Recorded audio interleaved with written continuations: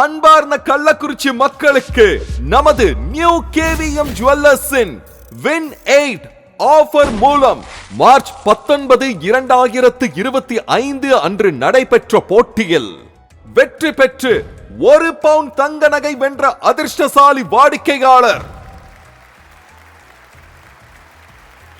மேலும் win 8 offer மூலம் March 19, 2025 அன்று நடைபெற்ற போட்டியில் வெற்றி பெற்று 100 கிராம் வெள்ளி ஆபரணங்கள் வென்ற அதிர்ஷ்டசாலி வாடிக்கையாளர்.